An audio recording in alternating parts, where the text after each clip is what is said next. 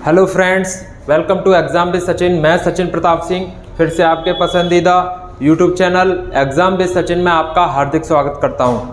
आज मैंने मैथ का प्रैक्टिस सेट लिया है और इसमें मैंने 10 प्रश्न लिए हैं।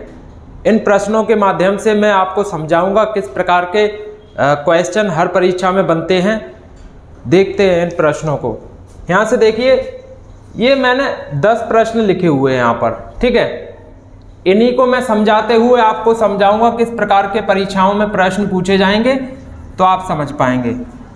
ध्यान से देखेंगे आप और मेरे साथ लास्ट तक बने रहेंगे। ध्यान से देखिए, अगर मैं यहाँ पर पहले प्रश्न की बात कर रहा हूँ तो यहाँ पर क्या लिखा है, एक राशि पर 5 वर्षों में 9% मतलब 9% प्रति वर्ष की दर से 1350 कुल साधारण ब्याज हुआ। तो हमें यहाँ पर राशि ज्ञात करनी है। यानी कि अगर देखा जाए तो इस क्वेश्चन को करने के लिए यानी कि टाइम कितना दिया है, टाइम हमें दिया है 5 इयर्स, टाइम दिया है 5 इयर्स। और अगर रेट देखा जाए यानी कि दर तो दिया है 9%। और अगर हमें सिंपल इंटरेस्ट यानी कि साधारण ब्याज की अगर बात की जाए तो 1350 दिया गया है। और हमसे पूछा गया है यहाँ पर राशि यानी कि मूलधन बताइए। क्या बताना, हमें मूलधन बताना है। यहाँ पर मूलधन फाइंड आउट करना है। मूलधन को ही यहाँ पर हम प्रिंसिपल भी कह देते हैं।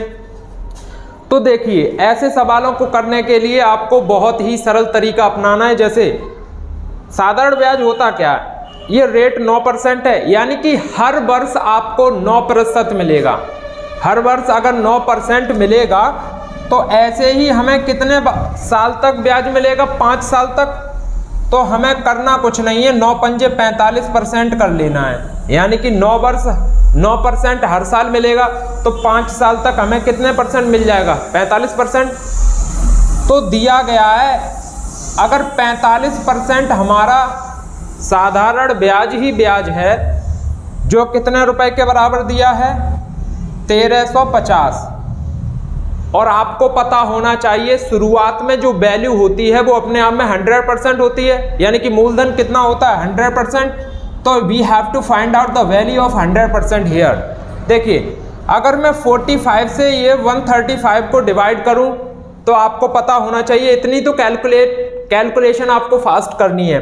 45 से इसको डिवाइड करेंगे 3 टाइम्स, यानी कि यहाँ आ गया 30। और अगर मैं 30 का ऐसे क्रॉस मल्टीप्लाई करूंगा यहाँ पर x, तो यहाँ पर अगर हम x की वैल्यू फाइंड आउट करेंगे तो क्या निकलेगी, 45 से मैंने 1350 काटे 3 टाइम और 3 का गुणा कर देंगे 100 में, तो कितना आ जाएगा। तो यहाँ पर 30 लिखा है ना, और 30 का 100 से गुणा करेंगे तो कितना आ जाएगा, 3000 रुपये। कितने हजार रुपये, 3000 रुपये। तो आई थिंक हमें यही पूछा गया था कि राशि ज्ञात कीजिए, फाइंड द प्रिंसिपल। तो 3000 रुपये राशि है, यानी कि 3000 रुपये प्रिंसिपल है, जो कि 5 वर्ष के लिए दी जाती है 9% पे। तो इसका साधारण ब्याज निकल के आता है 1350 रुपये। तो यह प्रश्न आपको बहुत अच्छी तरीके से समझ में आ गया होगा। चलिए अगले प्रश्न की बात करते हैं। वह भी सरल है और आप उसको बड़े आराम से कर पाएंगे। मेरे साथ अंत तक बने रहिए। यहां से देखना, यदि विक्रय मूल्य 3 गुना हो जाता है तो लाभ 5 गुना हो जाता है, तो लाभ परसेंट ज्ञात कीजिए। यहां से देखिए आप, हम क्रय मूल्य को कॉस्ट प्राइस कहते हैं। क्रय मूल्य को क्या कहते हैं, कॉस्ट प्राइस यानी कि सीपी। और विक्रय मूल्य को सेलिंग प्राइस कहते हैं यानी कि एसपी। और अगर हमें प्रॉफिट हो रहा है, लाभ, तो उसको हम पी से डिनोट करते हैं। यानी कि लाभ जो प्रॉफिट होता है उसको हम किससे डिनोट करते हैं, पी से। यही 3 टर्म यहाँ पे इस सवाल में प्रयोग होंगे। यहाँ से देखिए वो क्या कह रहा है। अगर हम मान लेते हैं, ये सवाल कह रहा है, अगर हम क्या करें, जैसे एसपी है, इसको क्या करना है, वो कह रहा है यदि विक्रय मूल्य 3 गुना कर दिया जाए, यानी कि 3 गुणा एसपी, यानी कि सेलिंग प्राइस हमने कितना कर दिया, मल्टीप्लाई 3 कर दिया, यानी कि 3 गुना कर दिया।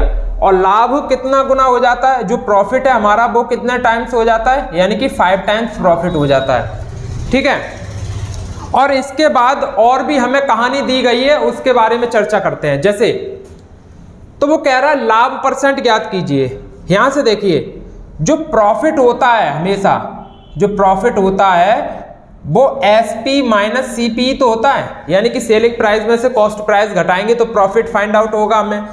तो करना क्या है यहाँ पर, अगर प्रॉफिट हमें 5 गुना दिया है और सेलिंग प्राइस यानी कि कितना है 3 गुना है, तो हमें यहाँ पर इस सवाल में ये बताया गया है प्रॉफिट को 5 गुना कर दिया गया और सेलिंग प्राइस को 3 गुना कर दिया गया है। तो यहाँ पर लाभ परसेंट बताना है। लाभ परसेंट तभी बता पाएंगे जब हमारा सेलिंग प्राइस निकल आएगा।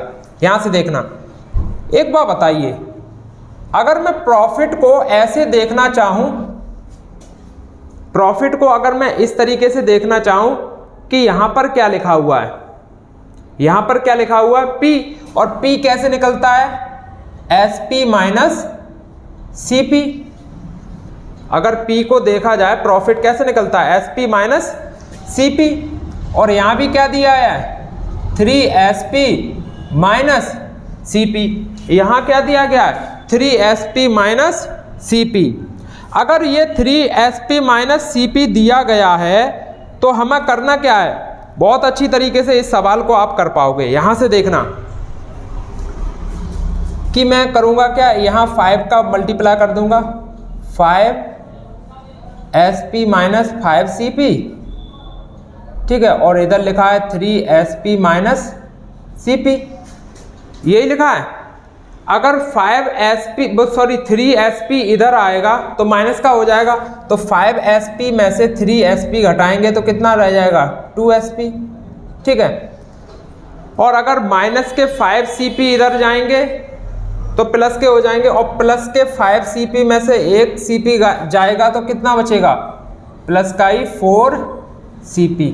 इतनी वैल्यू आने वाली है, यानी कि 2SP इक्वल्स टू 4CP। अगर यहां से हम देखें तो जो हमारा यहां पर जो 4 है ना, 4 को हम इसके 2 के नीचे ले आ रहे हैं, और जो SP है उसको CP के नीचे ले जा रहे हैं। इसको हमने अगर कैंसिल आउट किया तो 1/2 आया ना। तो अगर यहाँ पे हम रेशियो देखें तो कॉस्ट प्राइस कितने रेशियो में, 1 में, और सेलिंग प्राइस कितने में, डबल में। यानी कि जब हम प्रॉफिट परसेंट निकालते हैं तो क्या निकालते हैं, P upon CP, profit upon CP। तो P हमारा कितना दिया है 1 रेशियो में, और CP कितना दिया है, सॉरी P भी हमारा यही है और CP भी हमारा यही है, क्योंकि भैया 1 था 2 हो गया तो प्रॉफिट 1 मिला ना। निकाल दो भैया 100% के हिसाब से, 1 से 1 काटोगे 100% ही आएगा, यानी कि प्रॉफिट कितने परसेंट आ गया हमारा 100%। देखिए मैंने आपको ये समझाने के लिए इतना विस्तार रूप लिया है, लेकिन जब हम परीक्षा में कर रहे होंगे तो इस प्रकार से इतना लंबा हम नहीं करेंगे, ठीक है। तो आपको यह प्रश्न समझ में आ गया होगा। चलिए अगली बात करते हैं, अगले प्रश्न के बारे में चर्चा करेंगे और वह बहुत अच्छी तरीके से समझ में आएगा। और आप पढ़ लीजिए थर्ड क्वेश्चन क्या लिखा है। देखिए थर्ड क्वेश्चन ये है, यदि पुल की लंबाई जिसे एक 400 मीटर लंबी रेलगाड़ी 60 किलोमीटर प्रति घंटा की गति से चलकर 36 सेकंड में पार करती है तो पुल की लंबाई ज्ञात कीजिए।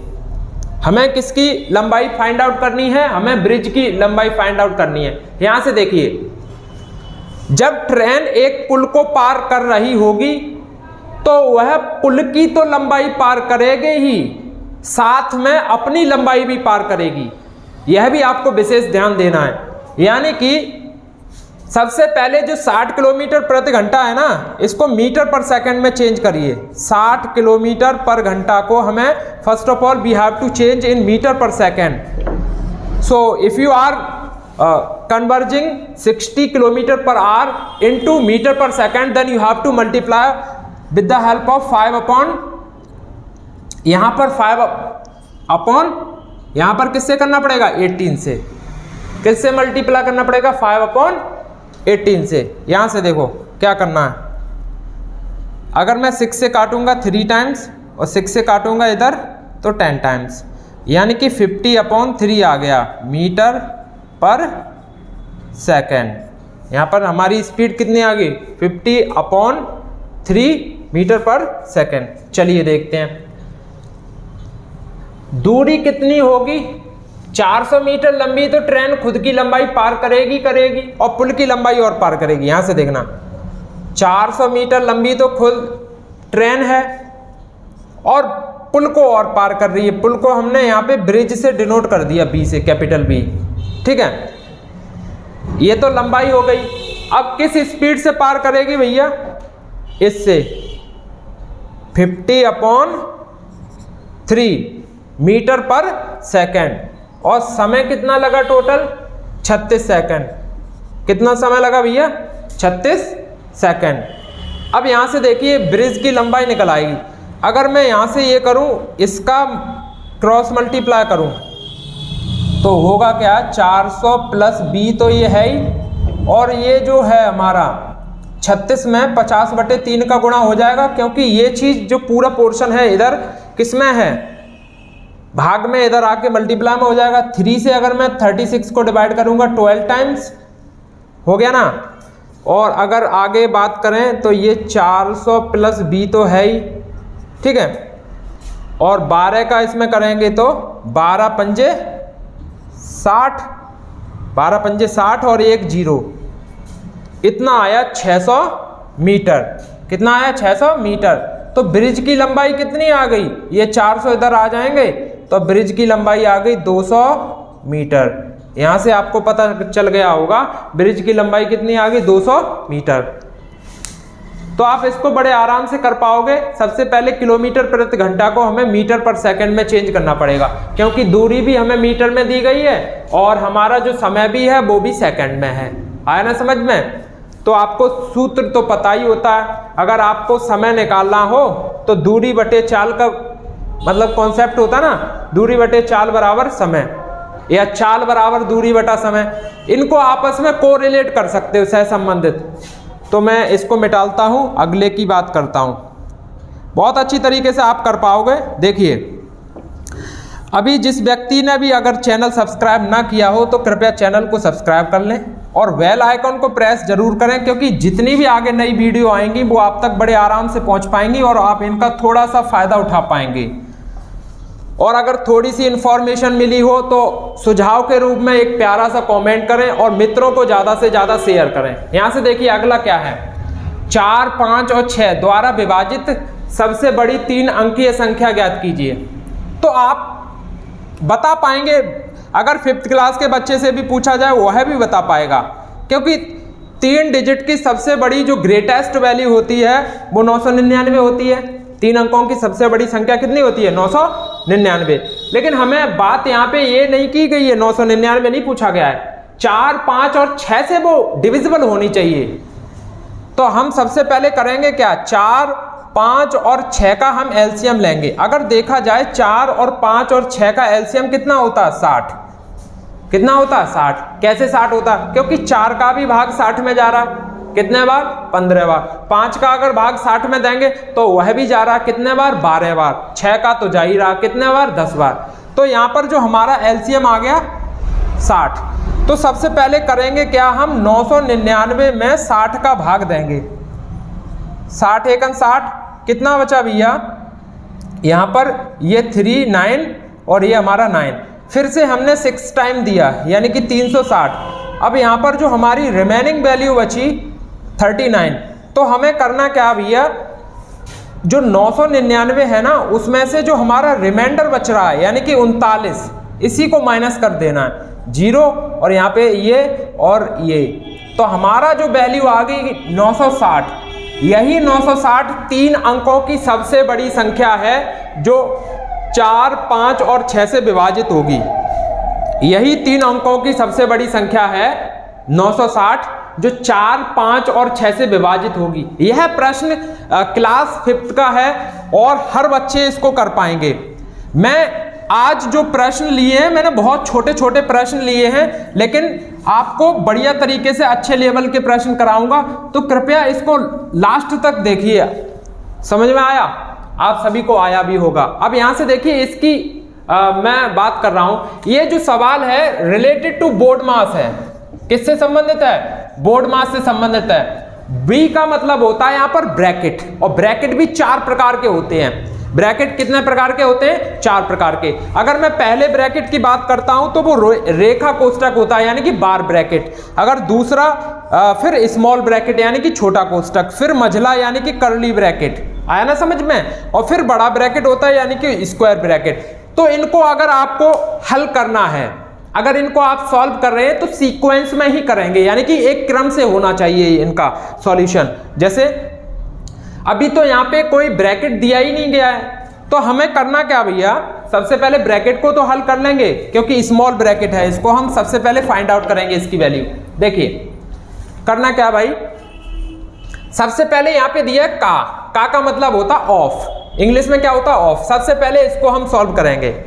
देखिए इस पोर्शन को अगर जैसे ही सॉल्व करते हैं तो का मतलब होता गुणा भैया, ठीक है। 4 तिया 12 यानी कि 4 3 जा 12 होते हैं ना, यहाँ पर ये वैल्यू आ गई। और ये क्या दिया? अपॉन में भाग।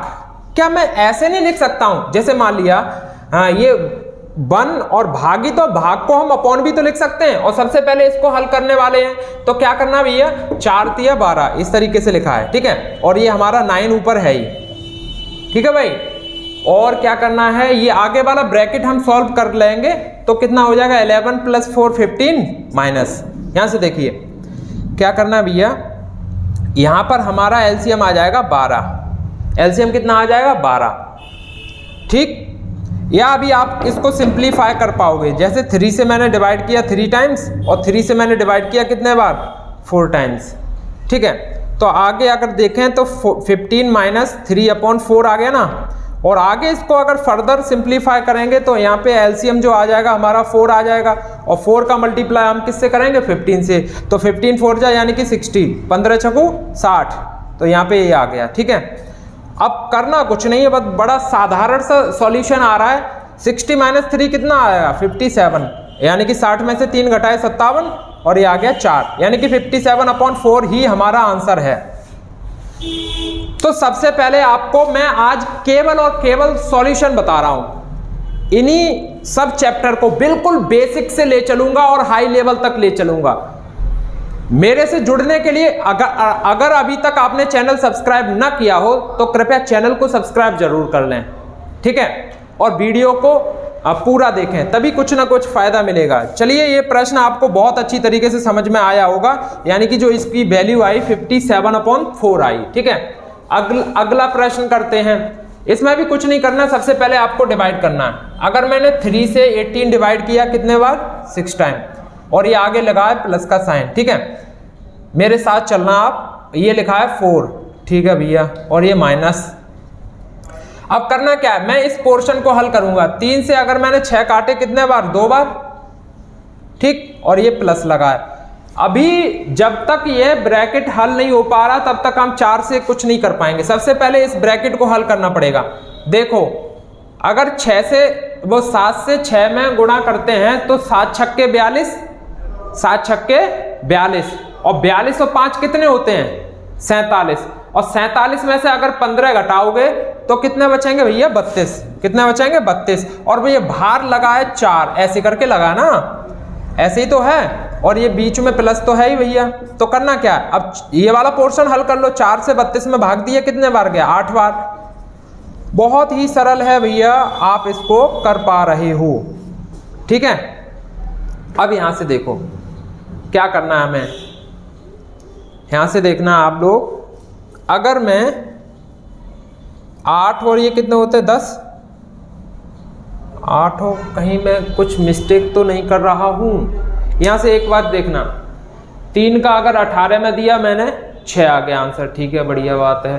प्लस माइनस 4, ठीक। और अगर मैं 3 से 6 में देता हूं तो कितना आएगा? 2, और ये प्लस लगा है। यहाँ तो कोई समस्या आ नहीं रही है। ये 42, ये हो गया 42 + 5 47, 47 में से अगर मैंने 15 माइनस किए 32, और 4 से अगर 32 को काटेंगे तो वैल्यू आएगी 8।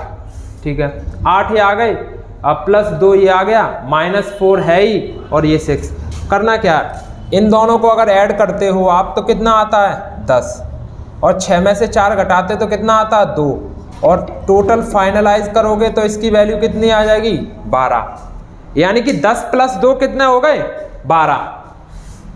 इसको आप बहुत आराम से हल कर पाएंगे, ये बोर्ड मास का प्रश्न है। चलिए और प्रश्नों की बात करते हैं जो बड़े सरलता से ही आप कर पाएंगे। देखिए बहुत अच्छे अच्छे प्रश्न आज लिए हैं और इनके बारे में चर्चा करेंगे। आप कृपया अंत तक देखिए इस वीडियो को और मित्रों में भी शेयर कर दीजिए। यहाँ से देखिए, जितने भी एजुकेशनल ग्रुप हैं उनमें शेयर कर दीजिए प्लीज़। यहाँ से देखिए, 2 संख्याएं A तथा B तीसरी संख्या C से क्रमशः 80%, 50% अधिक हैं। जैसे मान लिया हमारी 3 वैल्यू हैं A, B, C, ठीक है, और C से कंपेयर कर रहे हैं तो C को हम अपने आप में 100% मान ले रहे हैं। ये जो AB है इसको कंपेयर किया जा रहा है, इसकी तुलना की जा रही है किससे, यानी कि 2 संख्याएं A तथा B तीसरी संख्या C से क्रमशः 80% और 50% अधिक हैं। तो पहली जो संख्या है A वो C से यानी कि 100 से कितना % अधिक है 80%, तो इसको हम बना देंगे 180 क्योंकि 80 ज्यादा है, और B कितनी % ज्यादा 50%, तो ये हो गई अपने आप में 150%। ठीक है भैया, और फिर पूछा क्या गया है, A और V का रेशियो पूछा गया है। इजीली यू कैन टेल, आसानी से आप बता पाओगे। तो मेरे को करना क्या है, यहाँ पर AB को सिंप्लीफाई करना है। First of all we have to simplify AB in the ratio format. यहां से देखिए भैया, अगर मैंने ये 0 से 0 कैंसिल आउट किया और ये दोनों संख्याएं 3 से डिविजिबल हैं तो ये 6 टाइम और ये 5 टाइम, तो हमारा जो AB का रेशियो आया 6:5 आया। यहां से आप इजीली बता पाएंगे और इसका आंसर बहुत ही बेहतर तरीके से आपने दे दिया। इतनी सरल अप्रोच आपको बताने वाला हूं अगले प्रश्नों में, जिनको आप बड़े आराम से कर पाएंगे। तो यह प्रश्न समझ में आ गया होगा। चलिए अगले प्रश्न की बात करते हैं। तो आज हमने 7 प्रश्न कर लिए और 3 बचे हैं, और इसके बाद हर एक मतलब आपको बढ़िया तरीके से अप्रोच बताऊंगा क्योंकि कई एग्जाम आने वाले हैं। देखा जाए तो उत्तर प्रदेश में वैकेंसियों की बहार आने वाली है, हर एक क्षेत्र में आपको वैकेंसी देखने को मिलेगी। देखिए, इसको अप्रॉक्सीमेट वैल्यू बतानी है, यानी कि लगभग में वैल्यू बतानी है, लगभग मान। जैसे एक आयत के परिमाप और चौड़ाई का अनुपात 3:1 है। यदि आयत का क्षेत्रफल 310 सेंटीमीटर स्क्वायर है तो आयत की लंबाई लगभग क्या होगी। आप बहुत आसानी से कर पाएंगे। एक आयत होता क्या है, आयत वह चतुर्भुज होता है जो 4 रेखाओं से घिरी बंद आकृति, कोई आकृति जो 4 रेखाओं से घिरी है और वो भी क्लोज्ड फिगर है, यानी कि बंद आकृति है। आया ना समझ में। आमने सामने की जो साइड्स होती हैं, यानी कि अपोजिट साइड्स आर इक्वल, जो आमने सामने की साइड है ना वो सब बराबर हैं। बोला क्या गया है, परिमाप। परिमाप क्या होता है, सम ऑफ ऑल साइड्स, यानी कि सभी भुजाओं का योग ही क्या कहलाता है, परिमाप। और यहां पर हमें पेरीमीटर, परिमाप को क्या बोलते हैं, पेरीमीटर, और चौड़ाई को क्या बोलते हैं, ब्रेथ। ब्रेथ को हम B से डिनोट करते हैं। ठीक है, तो बोल क्या रहे हैं यहां पर कि आयत के परिमाप तथा चौड़ाई का रेशियो दिया गया, अनुपात, तो 3:1 आ गया, 3:1 आ गया। ठीक है भैया, और परिमाप का आपको सूत्र पता होना चाहिए। अगर आप पेरीमीटर निकाल रहे हैं परिमाप, तो होता क्या है, 2 ब्रैकेट में L + B, यानी कि 2 गुणा ब्रैकेट में लंबाई प्लस चौड़ाई। देखिए भैया, मैं बाइलिंगुअल बोल रहा हूं। If you are talking about in English then I can tell you, and if you want to learn these type of concepts in Hindi then I'll tell you। आप जिस भाषा में चाहेंगे मैं उसमें प्रयोग करके आपको बता दूंगा। मैं दोनों के हिसाब से बोल रहा हूं, कभी हिंदी कभी इंग्लिश, ताकि आप दोनों को समझ में आए। क्योंकि बहुत से ऐसे व्यक्ति हैं जो CBSE बोर्ड से बिलोंग करेंगे तो उनको भी समझ में आएगा, और अपना हिंदी माध्यम है ही। यहां से देखिए, तो आया ना समझ में। अब बोल क्या रहे हैं ये कि ब्रेथ यानी कि पेरीमीटर 3 यूनिट है और जो हमारा चौड़ाई है वो 1 यूनिट है।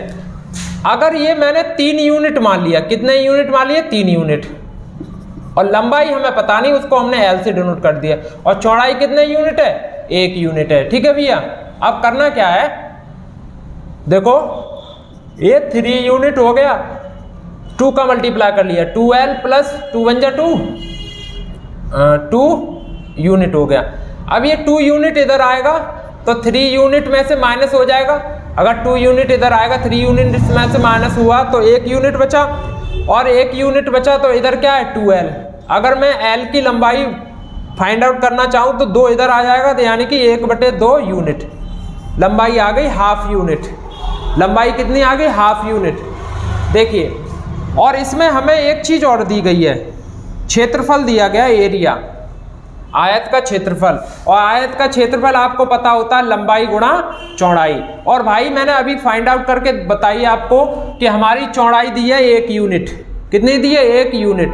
ठीक है भैया, और सॉरी लंबाई तो हाफ यूनिट है और चौड़ाई जो है हमारी 1 यूनिट है। ठीक है भैया, करना क्या है, अब इनका गुणा करना है, तो हाफ का 1 से गुणा करेंगे तो हाफ ही आएगा, लेकिन यूनिट स्क्वायर आएगा, क्योंकि यूनिट और यूनिट स्क्वायर आता है। और अगर देखा जाए तो ये लंबाई गुणा चौड़ाई का ही तो फॉर्मूला है, और इसके बराबर हमें एक वो दिया गया है, एरिया दिया गया है, ये 310 के बराबर है, और ये भी हमारा 310 के बराबर है।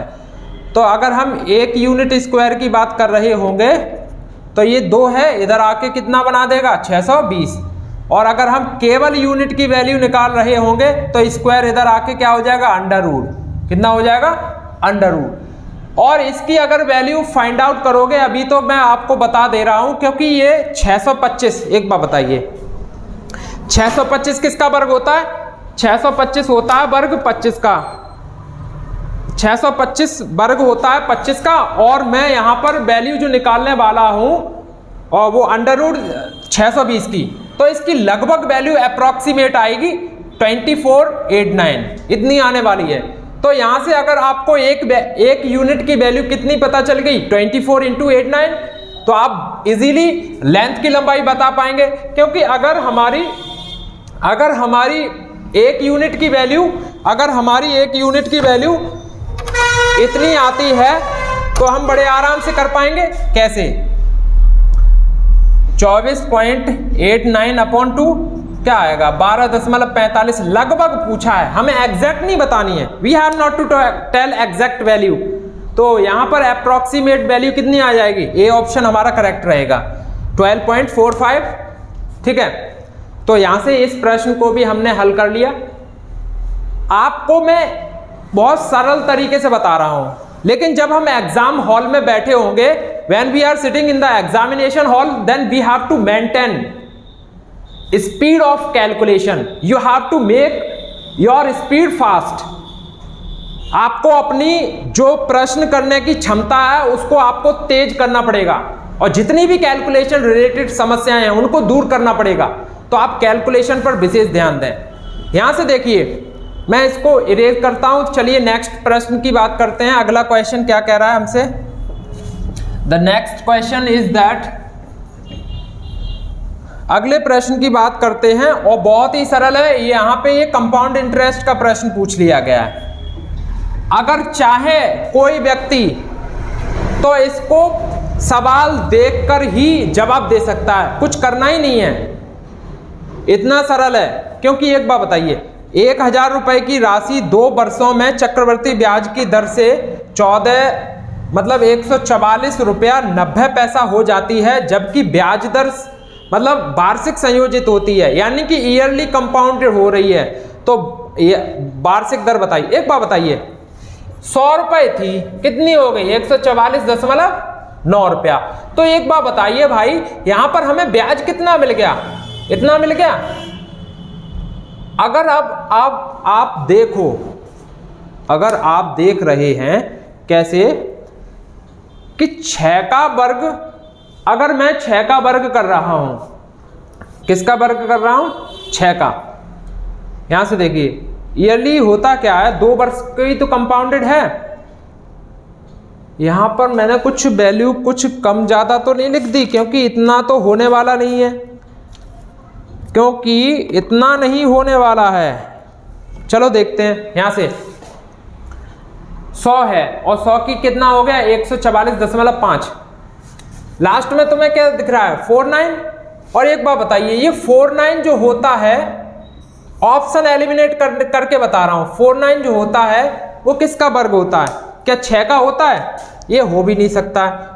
क्या 8 का होता है? यह भी नहीं हो सकता। क्या 5 का होता है? यह भी नहीं हो सकता। किसका होता है? 7 का। तो यहां पर जो हमारी परसेंटेज आएगी वो कितनी आएगी? 7%। तो इस प्रश्न का आपको अच्छे तरीके से पता चल गया होगा आंसर। ठीक है, तो भाई आगे और चर्चा करते हैं इन्हीं सवालों की। चलिए एक और प्रश्न दिया गया है। जैसे यह प्रश्न है क्या, बहुत सरल है, आप कर पाएंगे। यह टाइम एंड वर्क का है, समय एंड। अब यहां से देखिए एक्स वाई जेड 3 व्यक्ति हैं, एक्स है, वाई है, जेड है, ऐसे समझ लो एक्स वाई और जेड। करते क्या, अगर ये इंडिविजुअली काम करते हैं तो 8, 20 और 25 दिनों में कोई काम समेट पाते हैं। एक्स 8 दिन में काम कर पाता है, वाई 20 दिन में काम कर पाता है और जेड 25 दिन में काम कर पाता है। ठीक है, तो हम सबसे पहले इन तीनों को काम कराएंगे इकट्ठा। और ये कितने, अगर ये तीनों अलग अलग करते हैं तो इनका समय का रेशियो अलग अलग आता है, और अगर इन तीनों को एक साथ करा दिया जाए तो कितना समय लगेगा। तो यहां से देखना 8, 20 और 25 का अगर हम एलसीएम फाइंड आउट करें तो आपको एलसीएम लेना बहुत अच्छी तरीके से आना चाहिए। तो इनका एलसीएम आएगा 200। कितना आएगा? 200। और अगर 8 से हम 200 को डिवाइड करेंगे तो 25 बार, और 20 से इसको करेंगे तो 10 बार, और 25 से इसको करने वाले हैं तो 8 बार। यह आ गया इनका क्या, यूनिट पर डे, यानी कि इतने यूनिट काम पर डे करेंगे, ये इतने यूनिट काम पर डे करेंगे। और अगर देखा जाए भैया टोटल यूनिट वर्क कितना हमारा 200, टोटल यूनिट कितना है 200। देखो x करेगा 25 यूनिट, y करेगा 10 यूनिट पर डे और z करेगा 8 यूनिट। इन तीनों को ऐड कर दो तो 25 और 10 35 और 8 कितने हो गए। और अगर हम यहाँ पे देखें तो यहाँ पे कितना हो गया, ये तो 35 हो गए, और 35 और 8 कितना हो गए 43। कितना हो गया 43। और अगर देखें तो यहाँ पर जो हमारा आंसर आने वाला है वो यही रहने वाला है, क्योंकि आगे तो इसमें ऑप्शन भी यही इसी तरीके के दिए हैं, यानी कि तीनों इतने दिन में काम करेंगे। समझ आ गया, ऑप्शन भी यही दिया गया है, तो आप भी पेपर में यही मार्क करके आएंगे। ठीक है, तो आज मैंने 10 प्रश्न उठाए और उनसे संबंधित आपको जानकारी दी। अगर ये थोड़ी सी भी जानकारी अच्छी लगी हो तो अपने मित्रों में ज़्यादा से ज़्यादा शेयर करें, और अगर थोड़ी सी भी इंफॉर्मेशन मिली हो तो कृपया वीडियो को लाइक भी कर दें। और आपको अगर थोड़ी सी भी जानकारी मिली हो तो प्यारा सा एक सुझाव के रूप में कमेंट भी करें। अगर चैनल सब्सक्राइब ना किया हो तो चैनल को भी सब्सक्राइब कर लें और बेल आइकन को प्रेस करें ताकि आगे आने वाली नई वीडियो की नोटिफिकेशन आप तक पहुंच सके। तो आज के लिए बस इतना ही। Thank you, thanks a lot. जय हिंद, जय भारत।